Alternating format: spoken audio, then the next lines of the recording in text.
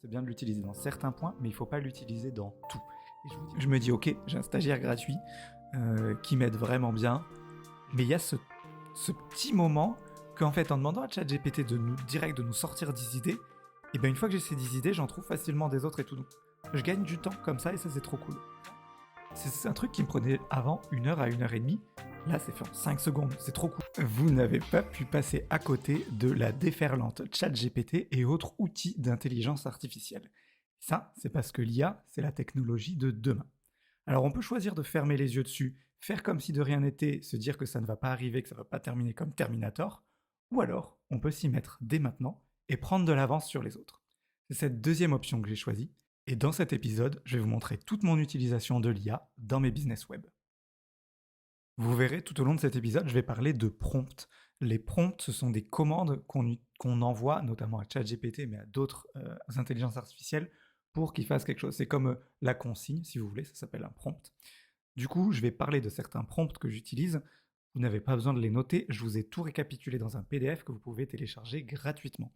Donc le lien, il est dans la description de l'épisode.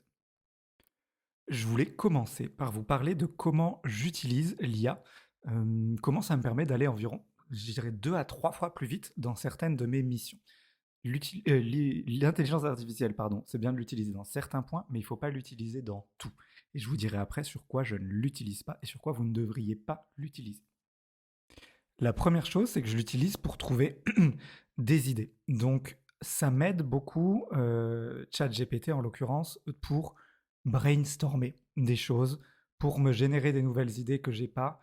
Et en fait, on discute, nous deux. Si vous n'avez jamais utilisé ChatGPT, c'est comme si vous voyez les petits chatbots qu'il y a sur certaines entreprises en bas où on peut envoyer des messages et qui nous répondent, qui nous renvoient vers des liens, des trucs.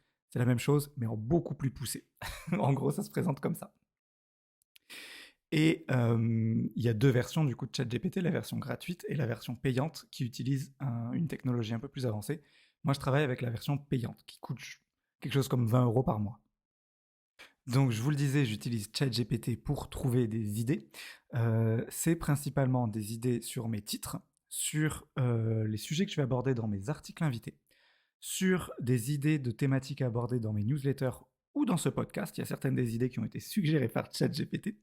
Je l'utilise également pour débloquer la page blanche quand je dois écrire un article et que je ne sais pas du tout dans quel sens prendre le truc, ou alors des fois pour avoir des exemples pour illustrer certains de mes propos. Donc au niveau de mes titres, souvent, ce que je demande, ça va être principalement du coup pour les titres de newsletter, que c'est quelque chose que j'écris beaucoup, ou alors de temps en temps pour mes titres de pages de vente ou certains titres de podcast, mais je l'utilise quand même principalement pour les titres des newsletters. Ce que je lui demande, c'est que je lui envoie une liste des... En fait, j'ai analysé certains titres que j'aimais bien. Et j'en ai récolté une structure ou des choses à inclure dans ces titres que j'aime bien. Et je lui dis généralement, j'écris une newsletter qui parle de tel sujet, j'aborde telle pratique, partie 1, il y a ça, ça, ça. J'essaie vraiment de lui donner du contexte assez gros. Et je lui dis, propose-moi 10 titres différents, ou 5 titres, enfin un nombre de titres différents, qui respectent les catégories ci-dessous. Et dans la catégorie ci-dessous, enfin les critères ci-dessous, pardon, je lui donne vraiment cette notice pour écrire un titre. Donc, ce sera plus clair si vous avez le document PDF que je vous invite à télécharger sous les yeux, mais c'est cette idée que je lui ai fait d'abord me donner la recette d'un titre que j'aime bien, et ensuite je lui dis, voilà de quoi je parle, écris-moi 10 titres qui respectent cette recette. Et comme ça, après, parmi ces 10 titres, généralement, il y en a toujours un que j'aime bien, ou alors, il y en a un que je me dis, celui-là, il est pas mal, mais il faudrait faire une légère modification. Donc, soit je la fais moi-même, soit je lui dis, j'aime bien ton idée numéro 7, refais-moi 10 propositions dérivées de ce titre numéro 7. Et généralement, avec cette deuxième étape-là, j'ai mon titre qui est trouvé. Et c'est un peu pas frustrant, mais bizarre au début, en fait, de mettre des titres qui sont générés par quelqu'un d'autre que par moi, parce que pendant des années, j'ai été habitué à tout faire moi-même. Ceci dit, le fait est que généralement, il a des meilleurs taux de clics dans les ouvertures de mes emails que ce que j'arrive à faire. Donc, on va pas se plaindre. J'essaye vraiment de le voir comme un assistant. Je me dis, ok, j'ai un stagiaire gratuit qui m'aide vraiment bien. J'aurais pas de mal à avoir un employé ou un stagiaire ou n'importe qui m'écrit mes titres. Alors là, je me dis, c'est la même chose. J'essaie de le voir comme ça pour me déculpabiliser sur certains points, mais c'est toujours un peu bizarre au début. Je l'utilise ensuite pour trouver des thèmes pour mes articles invités. Parce que c'est un problème que j'ai eu récemment. Je suis donc en ce moment en train d'essayer d'écrire plein d'articles invités, que ce soit pour Connect the Dots ou Business Bacon. D'ailleurs, si vous m'écoutez et que vous avez un site, n'hésitez pas à m'envoyer un message. Et le but, donc, c'est d'avoir des backlinks, augmenter mon autorité de domaine et tout ça. Mais c'est principalement vrai sur Connect the Dots. Les blogs qui parlent directement de haut potentiel intellectuel, il n'y en a pas tant que ça sur lesquels je peux écrire. Donc, il faut que j'élargisse. Donc, j'ai commencé à élargir au début à parler avec des sites qui parlaient de psychologie de manière générale. Mais ça, pareil, il n'y en a pas suffisamment non plus pour que je puisse prospecter tout le monde. Et parmi le taux de réponse que j'ai, au bout d'un moment, j'ai épuisé tous les sites. Donc, il faut viser large. Et c'est ce que je fais maintenant. Je vise très très large. Et des fois, j'ai des gens qui acceptent. Ils me disent, OK, ça m'intéresse. Pourtant, la thématique est vraiment hyper éloignée de... Je ne vois pas comment je pourrais raccrocher le thème du HPI ou de l'hypersensibilité à leur site. Et pour ça, ChatGPT peut m'aider. Donc, ce que je fais, c'est que je vais voir ChatGPT. Je lui dis, je dois écrire un article sur un blog qui parle de... Et là, je mets les sujets du blog sur lequel je vais écrire. Donc, ça peut être qui parle de forêt, de je sais pas quoi, de culture, de comment on cultive un balcon, ou des choses comme ça.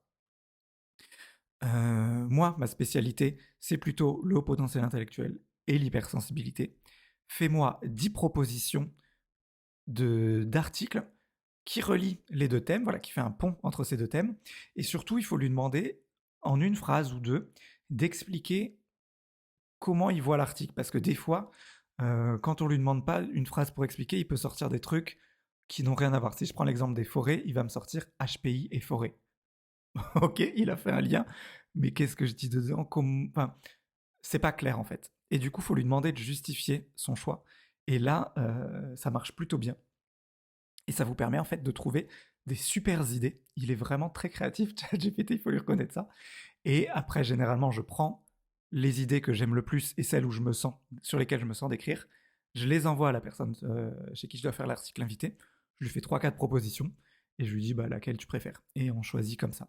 Mais ça a vraiment permis déjà de débloquer et surtout d'aller très tranquillement voir des blogueurs qui a priori n'ont rien à voir avec ma thématique et trouver un sujet. Alors c'est moins vrai pour Business Bacon parce que ce soit dans le marketing web, les formations, les choses comme ça, je suis pas encore arrivé au bout. J'ai pas réussi à épuiser tout le secteur et je pense que je n'y arriverai jamais parce que c'est vraiment hyper concurrentiel, il y a du monde.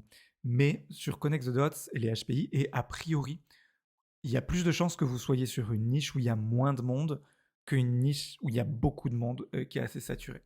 Donc, n'hésitez pas à élargir et utiliser ChatGPT pour vous faire des ponts entre tout ça.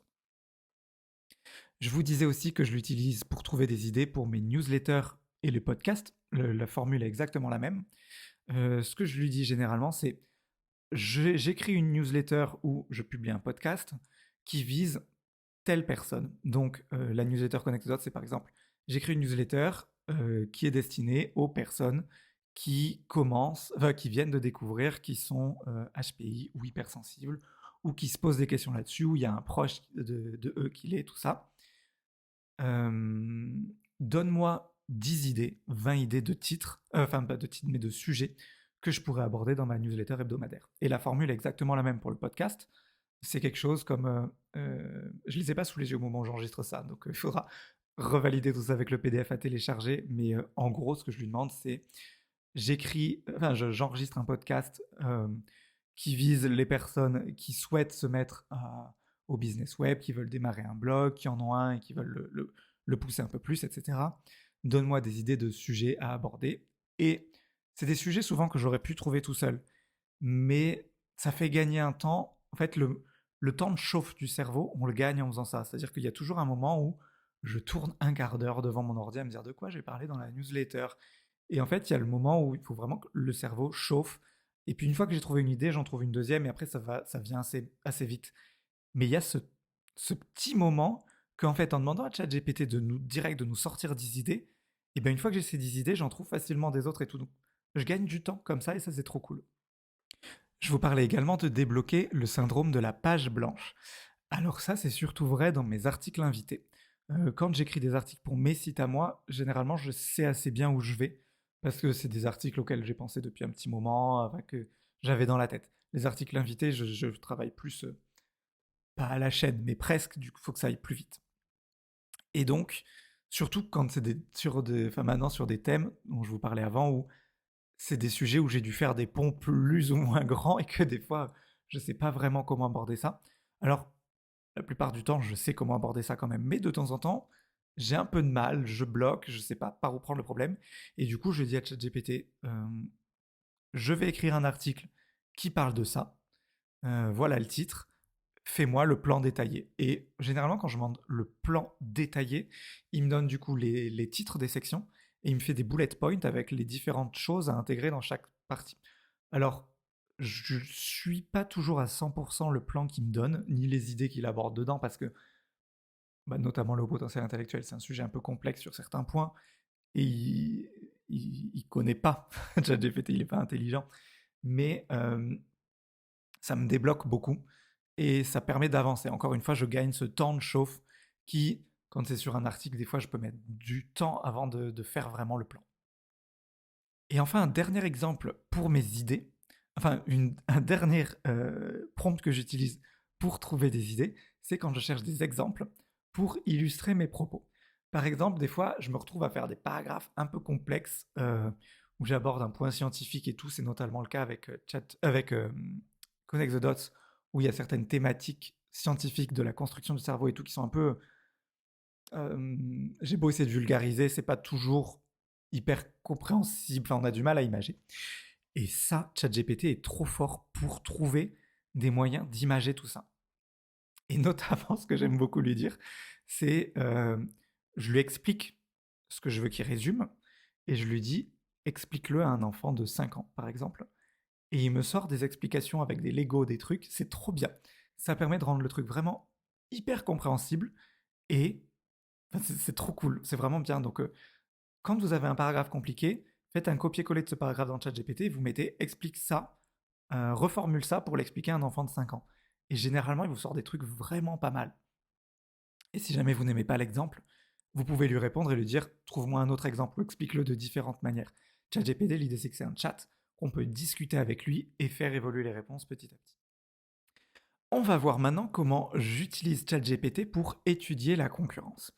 Alors dans cette partie, il faut que je fasse deux petits disclaimers. C'est que, petit 1, moi du coup, j'utilise principalement ça dans l'univers du blogging, donc de la rédaction d'articles. Ça marche certainement, il y a certainement des moyens d'utiliser ce que je vais dire sur d'autres thématiques, d'autres formes de business web, mais là c'est vraiment spécifique à la rédaction d'articles. Et deuxième point que je voulais aborder avant, c'est que j'utilise, je vous disais, la version payante de ChatGPT qui est, je crois que c'est 20 $ par mois, donc selon les taux de change, ça fait plus ou moins 20 € par mois, ce qui est hyper rentable vu tout le temps que je gagne. Mais cette version payante est connectée à Internet, là où la version gratuite ne l'est pas. Du coup, notamment quand je lui demande d'étudier la concurrence et d'aller voir tel ou tel site, il peut le faire. Si vous utilisez la version gratuite, il ne pourra pas le faire, il ne va pas aller utiliser Internet pour le faire. Donc, ça marche mieux, ce que je vais vous dire, si vous utilisez la version payante. Après, je suis sûr qu'il y a des moyens de contourner ça avec la version gratuite, mais je ne les ai pas cherchés vu que je ne l'utilise pas. Bref, j'utilise du coup deux moyens pour étudier la concurrence. La première, c'est quand je veux écrire l'article, je cherche à voir les thématiques qui ont été abordées par la concurrence. Donc je tape le mot-clé que je veux viser, je prends les 5, voire même parfois les 10, mais généralement je me contente des 5 premiers liens qui sortent de Google dans les résultats organiques. Je ne prends pas les résultats publicitaires. Et je dis à ChatGPT, je veux écrire un article qui vise tel mot-clé. Voilà les 5 premiers sites que Google met en avant. Et là, je lui mets une liste des 5 URL. Je fais copier-coller des URL. Et je lui demande ensuite, donne-moi toutes les thématiques abordées dans l'ensemble de ces sites. Et en mettant l'accent, tu peux mettre, par exemple, je dis des fois, mets une étoile à côté des thématiques qui sont abordées dans l'ensemble de ces sites. Parce que si les 5 sites parlent toujours d'une même chose, d'un même point, ça veut dire que c'est un point qu'il faut absolument que j'ai dans mon article. Par contre, s'il y en a un truc que c'est juste écrit dans un des 5 sites, être moins grave si je l'ai pas. Un exemple pour illustrer tout ça. Mettons que je veuille écrire un article sur planter des tomates sur son balcon. C'est ça mon mot-clé. Je prends du coup les 5 premiers sites et je vois que tous les 5 sites, ChatGPT me fait remonter le fait que ces 5 sites, à chaque fois, ils abordent tous la question de comment je sélectionne le terreau et de la disposition, si on est au sud, au nord, tout ça, pour avoir l'ensoleillement. Par contre, il n'y en a que un qui va, traiter de, pas la race de tomate, mais la sorte de tomate, j'ai plus le mot, mais enfin de quel type de tomate c'est mieux de mettre. Est-ce qu'il vaut mieux des tomates cerises, des tomates grosses, des tomates taureaux, enfin je sais pas quoi. Là, grâce à ça, je sais dans mon article qu'il faut direct que je parle donc de mon terreau et de mon exposition. C'est bien si j'arrive à aborder la question du type de tomate que je dois mettre, mais c'est moins important. Et ça dure 10 secondes, le temps qu'ils fassent tout ça, mais ça m'a permis de gagner un temps fou, de moi aller voir un par un tous ces sites, lire leur structure, voir comment ils sont faits, noter de quoi ils parlent et tout ça. C'est un truc qui me prenait avant 1 heure à 1 heure et demie. Là, c'est fait en 5 secondes. C'est trop cool. Donc ça me permet de voir les thématiques qu'il faut que j'aborde. Après, c'est toujours mieux quand même de rejeter un coup d'œil aux articles qu'on veut voir, mais ça permet de gagner vraiment beaucoup de temps. Et encore une fois, le but de ChatGPT, c'est pas qu'il fasse le boulot à votre place, c'est qu'il vous prémâche le boulot pour que vous alliez plus vite. Voyez-le comme un assistant, mais c'est pas comme la personne qui va faire le boulot à votre place. C'est très très important. J'y reviendrai dans la partie sur pourquoi il ne faut pas utiliser ChatGPT et autres intelligences artificielles. Et deuxième point pour lequel j'utilise ChatGPT dans mon étude de la concurrence, c'est quand mon article il a été publié et que je vois qu'au bout de 6 mois, il arrive en position 10 par exemple, donc en bas de la première page, et je me dis mince, j'aimerais bien le faire remonter dans mes positions. Alors déjà, il faut vérifier que vous avez assez de backlinks et tout ça. C'est pas un truc sur lequel ChatGPT peut vous aider, ou du moins j'ai pas trouvé comment. Mais par contre, il peut vous aider pour analyser ce qu'on appelle le content gap. Donc c'est de quoi certains de vos concurrents qui sont devant vous parlent, mais dont vous ne parlez pas. Donc là, on va réutiliser plus ou moins la même structure que ce qu'on a vu juste avant. C'est-à-dire, j'écris un article qui vise tel mot-clé. Voilà les 5 premiers sur quoi ils se positionnent. Enfin, les URL des 5 premiers sites. Voilà l'URL de mon site. Et là, vous lui envoyez un lien. Et vous lui dites de quoi parlent les 5 premiers, quels sujets sont abordés dans les 5 premiers sites et qui ne sont pas abordés dans mon article à moi. Et là, il va vous sortir des fois des idées de thématiques où vous dire par exemple, bah Paul, en fait, il y a 2 articles qui parlent de comment on arrose son pied de tomate sur son balcon. Et c'est un sujet que toi, tu n'as pas du tout abordé. Donc là, ça vaut le coup de reprendre mon article et de faire un petit paragraphe sur ça. Et ça, c'est vraiment visible beaucoup plus rapidement, encore une fois, via ChatGPT. C'est quelque chose qu'on aurait pu voir à la main, et tout ce qu'on fait avec ChatGPT, on peut le faire à la main. Mais là, on l'a fait en 10 secondes au lieu de 1 heure ou 1 heure et demie. J'utilise également ChatGPT pour créer certains visuels. C'est particulièrement vrai ça pour mes vidéos sur Connect the Dots, où des fois je veux illustrer un point, j'ai la flemme de faire moi-même un petit dessin, parce que ça prend du temps et que j'ai pas toujours l'iPad avec moi. Et ChatGPT peut, dans la version payante, peut créer des visuels. Si jamais vous n'avez pas la version payante, il faut utiliser le site qui s'appelle DALL-E, donc c'est DALL.e, si je dis pas de bêtises. Sinon vous tapez DALL-E, DALL plus loin E dans Google et ça va, vous allez le trouver. En gros, ChatGPT et DALL-E, ils ont été créés par la même boîte qui s'appelle OpenAI, et dans la version payante de ChatGPT, on peut utiliser DALL-E directement depuis ChatGPT. Mais si vous utilisez la version gratuite, il faut juste que vous alliez utiliser un autre logiciel, enfin sur une autre page de leur site, mais le résultat sera le même. Et donc, ce que vous dites à chaque fois, quand vous utilisez ChatGPT en version payante, du coup, vous mettez une ligne de chat, vous dites créer une image qui respecte telle ou telle catégorie, qui illustre tel point. Et moi, ce que j'ai, c'est que j'ai un style d'image un peu particulier, d'un décor un peu enfantin et tout ça. Et ça, je lui ai demandé du coup d'analyser au préalable certaines de mes images pour qu'il me ressorte une notice pour créer des images comme ça. Et donc ça, vous pouvez le faire vous aussi, par exemple. Il faut utiliser la version payante de ChatGPT pour ça. Mais vous lui envoyez une image que vous aimez bien, d'un style que vous voulez, ou de votre style pour qu'il puisse le répliquer par la suite. Et vous dites, analyse le style de cette image, les couleurs utilisées, tout ça, pour que je puisse réutiliser ça pour une prochaine image. Et il va vous sortir une liste de critères. Et la prochaine fois, vous pouvez lui dire, crée une image pour illustrer tel point en respectant telle liste de critères. Et c'est ce que je fais maintenant. Ça me fait gagner un temps fou. Alors, c'est pas encore parfait. Notamment, ChatGPT est nul pour écrire en français sur certaines images. Des fois, il veut noter des petits textes et il arrive maintenant à écrire en anglais. Il y a quelques mois, il n'y arrivait pas. Mais écrire en français, pour le moment, il n'y arrive pas. Alors, vu la vitesse à laquelle ça avance, peut-être que dans un mois ou deux, ce sera faisable. Mais en tout cas, au moment où j'enregistre ça, ChatGPT n'arrive pas à écrire en français dans les images, créer du texte, enfin une image qui est visuellement du texte du coup. Je voulais l'utiliser ça en fait pour créer des infographies, pour pouvoir réutiliser rapidement pour Pinterest et des choses comme ça. Sauf que dans des infographies, il faut généralement qu'il y ait du texte et ça, il n'y arrive pas pour le moment. Donc j'étais un peu deg, mais encore une fois, ça viendra peut-être plus tard. Et si jamais vous n'utilisez pas la version payante, du coup qu'il faut utiliser, que vous fassiez avec la version gratuite avec DALL-E, là vous ne pourrez pas lui demander d'analyser une image parce que DALL-E, vous ne pouvez pas lui envoyer une image pour qu'il vous ressorte du texte, vous pouvez que lui envoyer du texte pour qu'il ressorte une image. Et DALL-E, si je ne dis pas de bêtises, il faut que le texte soit envoyé en anglais. Donc il faut que vous parliez en anglais. Si vous ne parlez pas anglais, écrivez votre texte dans Google Traduction et demandez et faites-le traduire. Ou vous envoyez un chat sur ChatGPT, vous lui dites traduis-moi ça en anglais. Ça se fait très rapidement aussi, mais voilà. Et il y a également un point, je ne savais pas trop où le classer, alors je vais le donner là comme ça. J'utilise ChatGPT pour m'aider dans la gestion de mes emails. C'est une problématique que j'ai que sur Connect the Dots, ça, où j'ai des gens qui m'envoient des emails, mais des pâtés énormes, où ils me racontent toute leur vie, tout. C'est vraiment des emails hyper personnels, très intrusifs. Moi, je me dis, mais pourquoi tu dis ça à un inconnu de Internet? Mais bon, bref, on m'envoie des emails vraiment gigantesques, où on me parle de pourquoi ils sont pas bien, plein de choses. Et c'est des gens, je me dis, punaise, ils ont quand même pris, écrire ce truc-là, ça a dû prendre bien une demi-heure, 3/4 d'heure.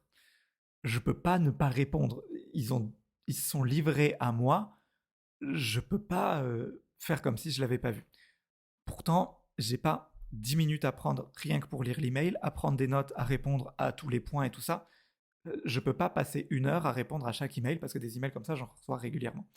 Enfin, c'est pas jouable. Je peux pas faire ça et je pense que j'ai pas non plus très envie de faire ça. Pour être totalement honnête. Donc, ce que je lui fais, c'est que je fais un copier-coller de cet email et je dis à ChatGPT, voilà un email que j'ai reçu, fais-moi une liste des 3-4 points importants de l'email. Et en fait, il va lire l'email, il le scanne, et en 5 secondes, encore une fois, j'ai des bullet points avec Martine se sent triste parce que ça, Martine pose la question de ça, il lui est arrivé ça dans la vie, est-ce que ça? Et là, c'est bon, je peux répondre. Et peut-être que dans toute cette liste, sur les plein de questions qu'on me pose, j'en ai loupé quelques-unes. C'est pas grave, déjà j'ai répondu. Puis c'est des emails gratuits, sinon il faut prendre de l'accompagnement. Mais au moins il y a une réponse. J'ai pas pris le temps de lire, mais on m'a fait un résumé. Et je me dis que ça c'est déjà pas mal, en fait. Alors peut-être si jamais vous m'avez envoyé des méga longs emails et que je vous ai répondu comme ça, c'est quelque chose que je fais que depuis quelques mois. Donc si c'est il y a longtemps, je l'ai pas fait, mais voilà. Et c'est un truc que je ne vois que sur Connect the Dots. Sur Business Bacon, on m'a jamais envoyé d'email pâté comme ça. Sur Connect the Dots, par contre, c'est monnaie courante. Alors je sais pas pourquoi. Peut-être c'est parce que c'est un blog qui est plus orienté développement personnel, connaissances personnelles, tout ça. J'en sais rien. En tout cas, avant, ça me prenait un temps fou à gérer et maintenant, grâce à ça, j'y arrive bien, donc je suis assez content. Je voulais ensuite vous parler, comme convenu, de dans quelles conditions je n'utilise pas l'intelligence artificielle. Parce que, ok, c'est un outil qui peut avoir l'air magique quand on lui pose une question et qu'il nous sort 10 idées en 5 secondes. C'est incroyable. Pour autant, il ne faut pas l'utiliser pour tout. Et notamment dans l'univers du blogging, il ne faut pas l'utiliser pour faire de la rédaction complète d'un article. C'est-à-dire que, vous avez vu, moi, je l'utilise pour notamment préparer le travail, comme si j'avais maintenant un assistant qui un peu regardait ce que faisait la concurrence, qui me faisait des fois oui, des fois non, un plan que généralement je retravaille, mais un plan, une structure de mon article, de quoi je peux parler. Mais ça reste moi qui écris le contenu. Pourquoi ? Parce que c'est la solution de facilité d'écrire, de faire un clic et de générer des articles. Il y a plein de boîtes de logiciels internet qui maintenant proposent de vous faire ça sur des abonnements payants.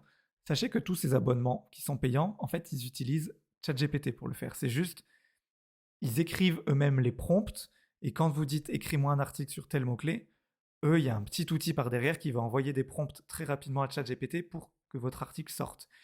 Mais si vous le faites à la main, vous aurez le même résultat et vous n'aurez pas à payer ce logiciel. Donc, gardez ça en tête. Mais ce que je voulais vous dire, c'est que du coup, il y a ces sites et même ChatGPT, donc on peut le faire.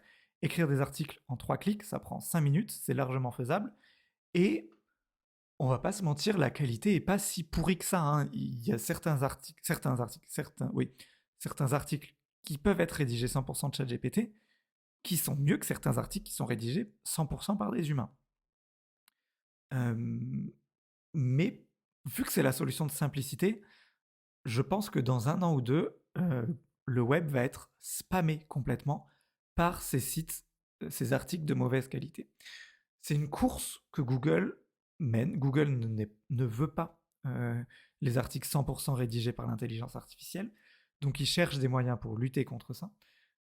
Ça avance très vite, que ce soit du point de vue de l'avancement de l'algorithme de Google ou du point de vue de la technologie d'intelligence artificielle. Les deux avancent, donc c'est un jeu de chat et de la souris. Notez cependant que pour le moment, Google n'arrive pas à enlever, ne pas classer les articles écrits par l'intelligence artificielle. J'ai fait des tests. Il y a un article écrit sur le blog de Business Bacon, un article sur Connect the Dots. C'est des articles qui sont un peu cachés, donc normalement, en naviguant sur le site de manière normale, vous ne les trouverez pas. Mais c'est des articles que j'ai fait le test, j'ai rédigé 100% intelligence artificielle, un dans chaque blog, et les 2 articles sont positionnés sur Google. Donc, un peu deg parce que je me suis dit, cool, je vais réussir à me prouver à moi-même que ça ne marche pas. Pourtant, ça marche. Pour le moment, ça marche. Google n'arrive pas à le faire. Alors, est-ce que si on fait un zoom, là, c'est des articles qui sont écrits avec ChatGPT 4, donc la version payante, la version gratuite, c'est la 3.5. ChatGPT parle déjà de sortir sa prochaine version. Est-ce qu'elle sera beaucoup mieux et que du coup, un article qui a été écrit maintenant avec ChatGPT 4, finalement, quand tout le monde passera à une version dans 1 an, la version de ChatGPT 4, elle sera complètement obsolète. Et du coup, est-ce que mon article, finalement, il sera trop nul et Google arrivera bien à voir qu'il est pourri et écrit avec de l'intelligence artificielle? Et du coup, est-ce qu'il va me virer? Et est-ce que finalement, ça vaut le coup d'investir pour un article qui, dans 1 an, sera complètement à refaire?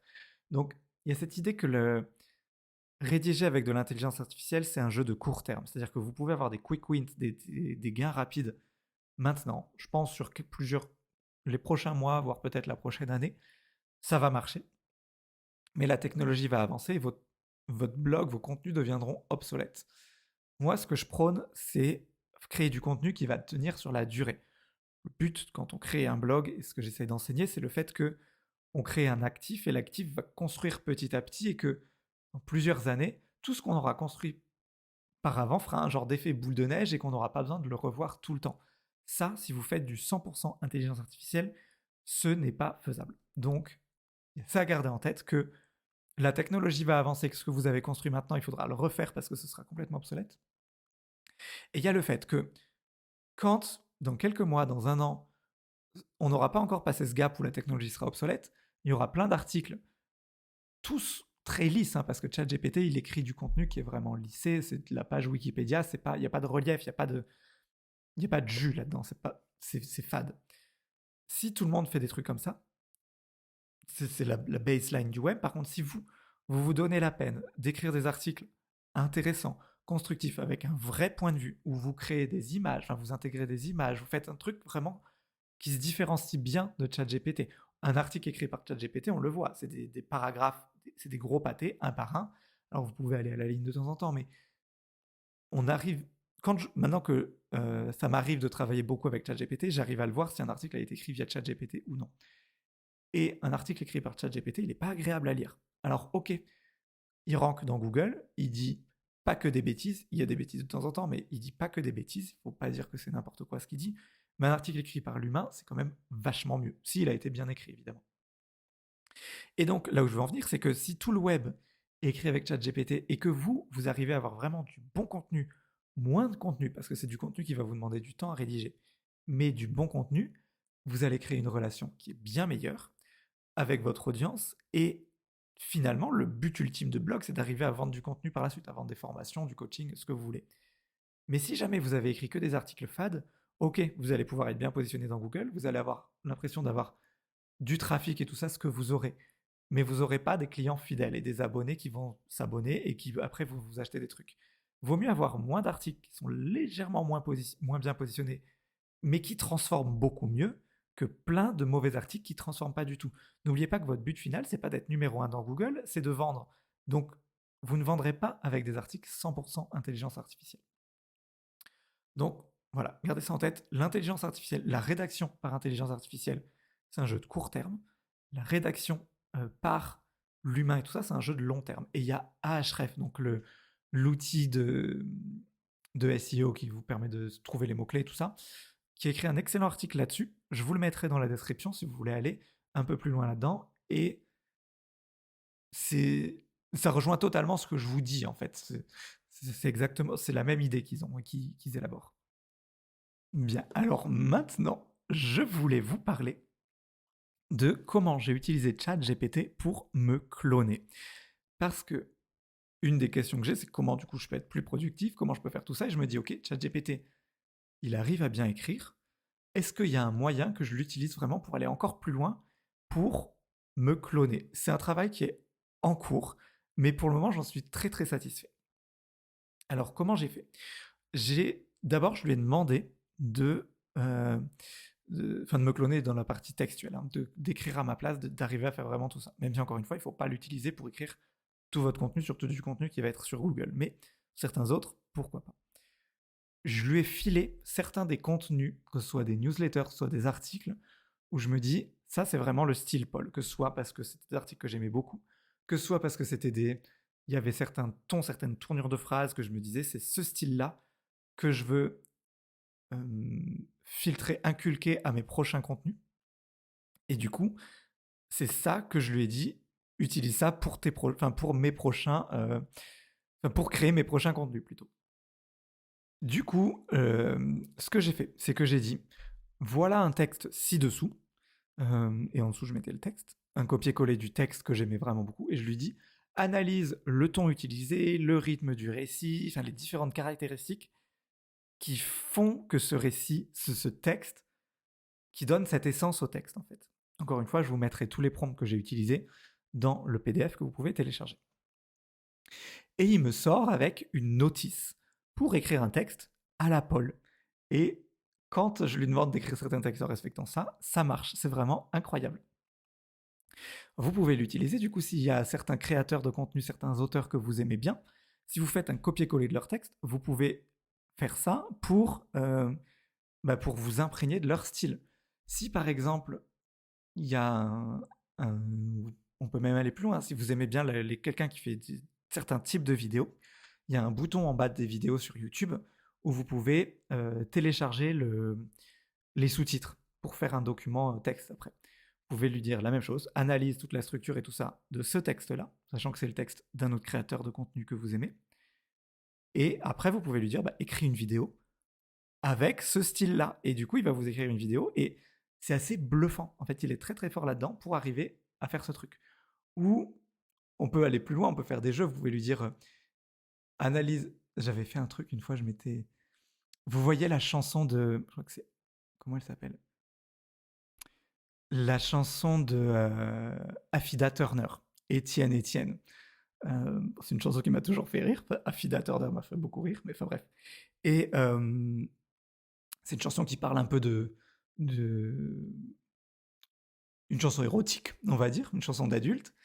Et donc, j'avais pris les paroles de cette chanson, copier-coller des paroles, analyse le titre, le style du récit, tout ça, tout ça. Et après, je lui ai dit, réécris. Donc, j'avais fait ça sur le discours du général de Gaulle de la Seconde Guerre mondiale, le discours connu. Et je lui ai dit, réécris ce discours en utilisant le style, là c'était le style d'Afida Turner. Et il me sort des trucs, mais incroyables. Et en fait, et on dirait vraiment que c'est Afida Turner qui fait l'appel du général de Gaulle. Et vous pouvez utiliser vraiment, faire jouer comme ça, prendre le style de quelqu'un, l'utiliser sur le style de quelqu'un d'autre, et ainsi de suite, pour vraiment vous prendre en main l'outil ChatGPT. Mais je m'égare. Ce que je voulais vous dire, c'est que moi, du coup, j'avais pris ça pour qu'il étudie mon propre style, ma propre voix à moi. Et maintenant que j'ai ce prompt, qui est le prompt Paul, pour parler comme Paul, je peux lui dire de faire des choses avec ma voix. Je vous parlais un peu plus haut de comment il y avait certains longs emails où je lui demandais de me faire des bullet points. Il y a des fois, même avec ces bullet points, je ne sais pas quoi répondre. Ou je suis c'est un jour où j'ai pas envie, ça va pas. Et ben je lui demande de répondre à ma place en utilisant ce ton de voix. Et il me fait des réponses vraiment trop bien. Ou alors, ce que je l'utilise beaucoup aussi, c'est pour répondre certaines fois sur des forums, sur Quora. J'ai fait beaucoup de réponses Quora. Donc Quora, pour ceux qui ne connaissent pas, c'est un sorte de réseau social où des gens posent des questions, des gens peuvent mettre des réponses, etc. On vote pour les meilleures réponses et tout. Et on peut notamment mettre des liens dans ces réponses. Donc si vous faites une bonne réponse qui est votée bien par les autres gens de la communauté, elle est mise en avant et ça fait des liens qui sont mis en avant vers vos contenus. Donc c'est plutôt cool. Et pendant un moment, j'ai fait beaucoup de réponses Quora qui sont 100% ChatGPT et ça marche. C'est-à-dire qu'elles ont été bien positionnées, j'ai bien répondu, les gens ont voté pour et ça m'a mis des liens et ça m'attire du trafic grâce à ça. Ça me prend pas du tout de temps parce que je lui dis donc Cora pose une question, je lui dis réponds à cette question en utilisant tel tel titre, style du récit et tout ça en respectant le style ci-dessous et ça marche. Donc vous pouvez l'utiliser pour des trucs comme ça. Encore une fois, ne l'utilisez pas pour des articles parce que même si en utilisant votre voix, vous pourrez rédiger un article 100% intelligence artificielle en vous clonant, il sera moins chiant, enfin du moins ce ne sera pas le langage Wikipédia, si vous voulez. Il y aura des petites vagues, il se passera quelque chose, il y aura de l'intention, il y aura de la vie dans votre article. Cependant, encore une fois, on va se heurter à la barrière technologique que il est écrit bien, oui, mais si on y prête attention, certaines tournures de phrases, vous voyez que c'est pas exactement comme vous les auriez écrits, si vous voulez. Il y a une structure, dans la construction des phrases ChatGPT, il y a une structure, une manière dont c'est fait. Et c'est cette structure-là qui évolue avec la technologie. Et du coup, cette structure-là que Google, ce pattern un peu si on veut, que Google cherche à détecter. Et qu'un jour, il va arriver à détecter. Là, votre article, du coup, il sera mort. Donc, ne l'utilisez pas pour des trucs dont le but est d'être bien référencé sur Google.